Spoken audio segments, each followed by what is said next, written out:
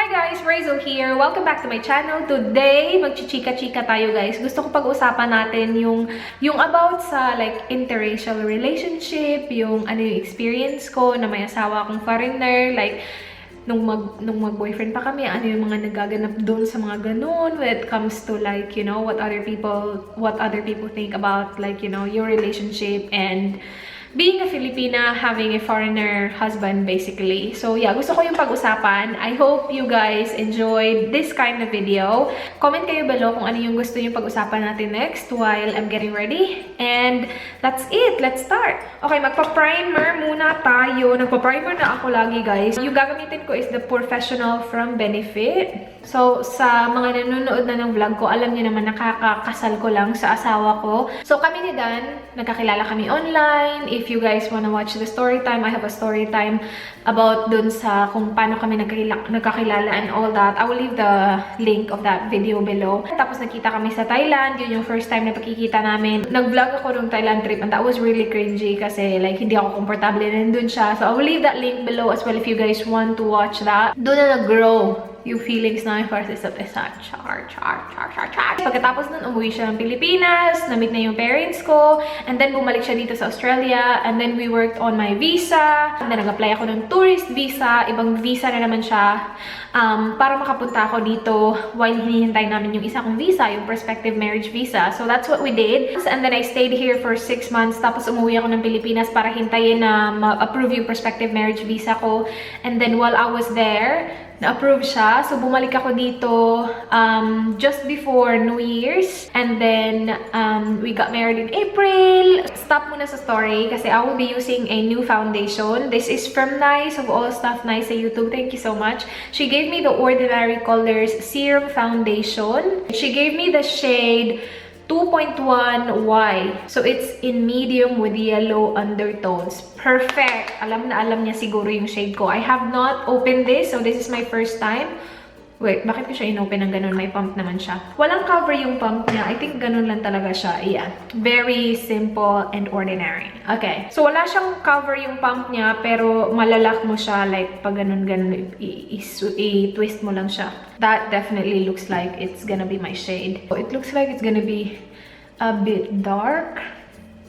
So hopefully we can make it work. I'm using my beauty blender as you guys can see. This shade matches my forehead perfectly. Yung forehead ko kasi mas dark compared sa rest of my face. Kasi siya yung first line of defense ko eh. Kapag natatabaan ng araw, yung forehead ko yung nauna. Kaya mas dark yung forehead ko. Oh yeah, that looks good.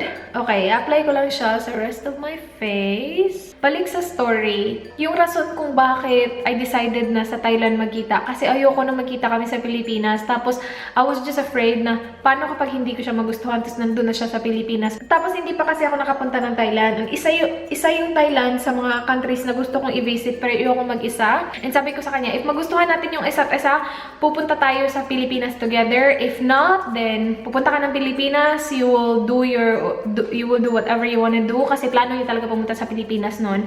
Na-insert lang yung Thailand kasi gusto ko pumunta ng Thailand. Pero nagustuhan namin yung isa't isa as in sobrang ewan ko, bigla lang nag-click na alam mo yun, basta iba din talaga na hindi mo talaga ma-explain. So, nagpunta kami ng Cebu.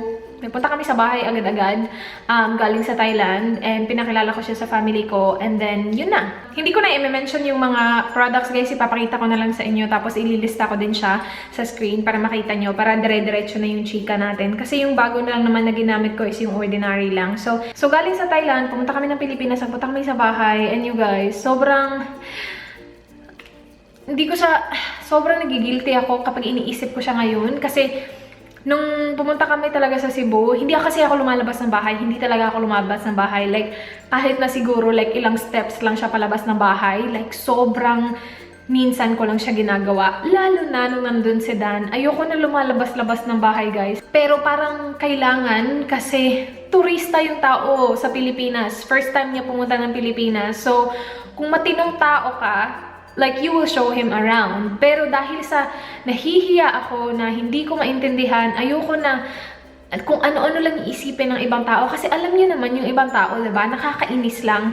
Pero it was my fault din. Kasi yun yung iniisip ko eh, na kapag nakita nila na ganito, ganyan, like, ano na lang iisipin nila. Pero sobrang laki na natutunan ko kay Dan, guys, kasi lagi niya sinasabi sa akin, who cares? They don't know you. Like, mag-judge sila kung gusto nilang mag-judge. Pero at the end of the day, ako yung nakakilala sa'yo, yung pamilya mo yung nakakilala sa'yo. So, who cares what they would think? And I was like, yeah, tama ka. Pero meron pa rin konting portion sa utak at saka sa puso ko na parang hindi pa rin ako like 100% komportable. You know? So, sobrang minsan ko lang siya nilalabas ng bahay. Like, lumalabas kayo ng bahay para mapakita yung kung ano yung nandun sa lugar namin sa gabi. Ganon. Kasi nahihiya ako, guys. Kasi every time na lumalabas kami, hindi talaga ako tumitingin sa mga tao, guys. Like, kung saan ako naglalakad, lalo na kapag kasama ko sa Dan, noon to, like, hindi ako tumitingin sa paligid ko kasi alam ko, tinitingnan nila ako. At sasabihin nila, hala, meron siyang kasamang puti, hala, liit-liit niya, laki na asawa niya, ganon. Kung noon, siguro mga 50-50 na may pakialam ako, tapos parang 50% who cares. Pero ngayon, parang ano na lang siya, 98% who cares. Like, asawa ko to, so ano. And then, 2% is parang, ano kaya iniisip nitong taong to kapag tinitingnan nila kami? Like, ganun. Pero, like, 2% is nothing, right? So, parang okay na. Sanay na ako. So, like, comments galing sa mga strangers, wala naman ako masyadong napapansin na, gold digger itong babaeng to. Wala naman. Sa YouTube, meron. Marami. Tapos, ito. So, nagstay kami sa bahay namin. Siguro 1 week na sa bahay lang namin, sa lugar lang namin. And then, nag-decide kami na pumunta ng city para doon magstay kasi, like, wala kaming hot shower and hindi sanay si Dan sa ganun. Tapos, first time niya sa Pilipinas. So, gusto niya magstay sa hotel at saka sa resort. So, nagpunta kami sa city, guys. And then, hindi ko inawakan yung kamay niya kasi nga nahihiya ako, guys. As in, sobrang nahihiya ako. And ito talaga yung, as in, kumurot talaga sa aking puso, nakakaloka talaga. Kasi sabi ni Dan, wait, maiiyak ako.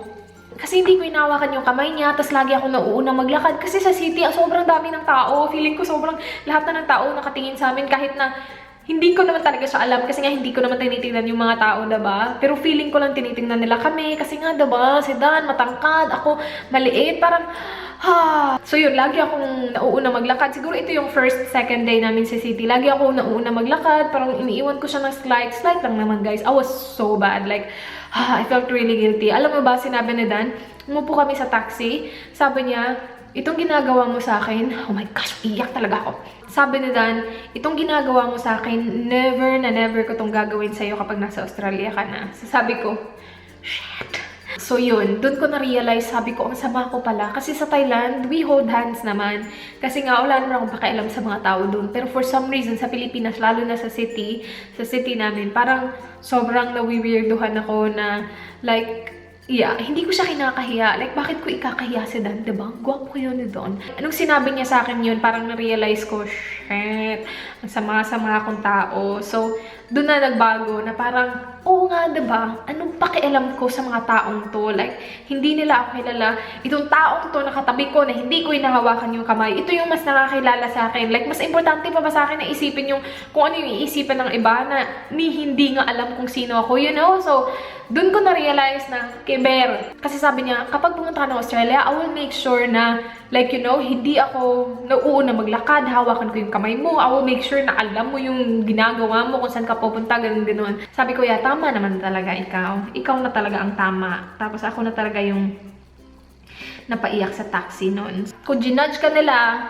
dahil lang may foreigner ka na kasama, or dahil lang may foreigner ka na asawa, hindi mo nakasalanan yun. Makikitig lang talaga ang utak ng ibang tao. So, after nung pangyayaring yun, okay na, like, sweet-sweetan na kami, ganun-ganun na, wala na akong pakialam. So, that was the first time na pumunta siya ng Pilipinas, diba? The second time we went, that was in 2016.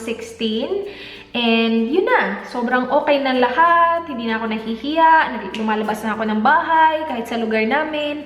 Bumibili-bili ng kwek-kwek. Dinadala ko siya sa mga maliliit na shops doon, sa malapit sa bahay. So, okay na. Nung pumunta naman ako dito sa Australia, wala naman talagang problema. Yung kinakatakutan ko lang is kung ano yung iisipin ng pamilya ni Dan about sa aming dalawa. Pero ilang beses ko na ito nasabi sa videos ko, guys. Sobrang bait ng pamilya ni Dan. So yeah, winelcome nila ako with open arms and yun. So sobrang laking tulong na okay yung pamilya ng asawa mo sa'yo or ng boyfriend mo sa'yo.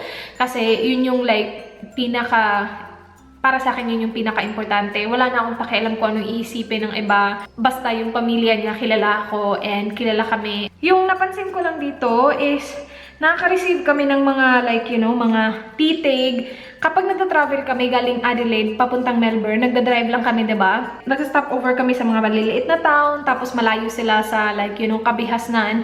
Siguro yung mga tao doon parang hindi sanay na makakita ng hindi ko alam ha, hindi ko sure. Ito ay sa tingin ko lang, hindi sila sanay makakita ng like, you know, maliit na Pilipina.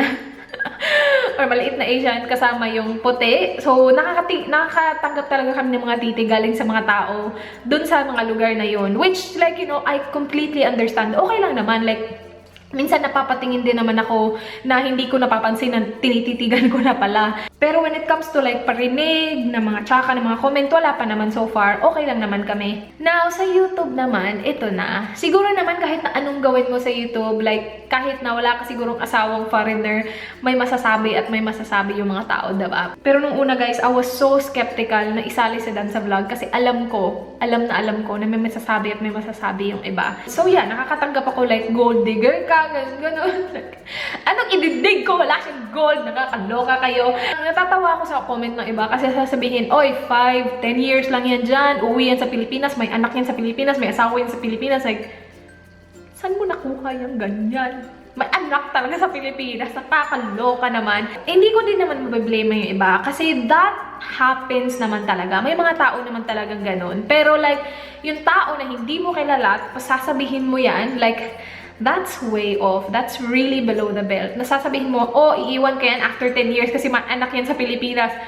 Ako may anak sa Pilipinas, nakakaloka. Pero sa tagal na nagfi-film ako, nasanay na ako guys, na parang may mga tao lang talagang ganyan. Tapos meron ding stepsister si Dan na yung asawa niya Asian. Siya yung puti ha. Tapos yung asawa niya Asian.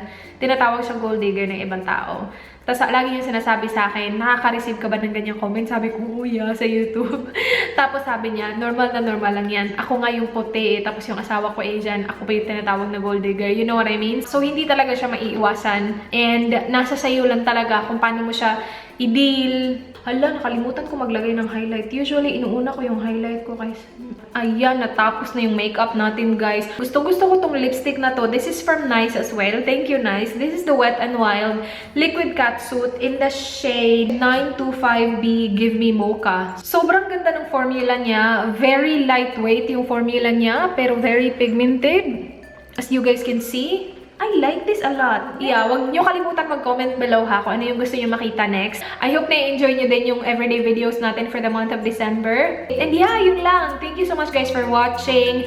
Please like this video if you enjoyed. Please subscribe if you haven't already. I hope to see you guys on my next one. Do not forget, be goodbye! Mwah!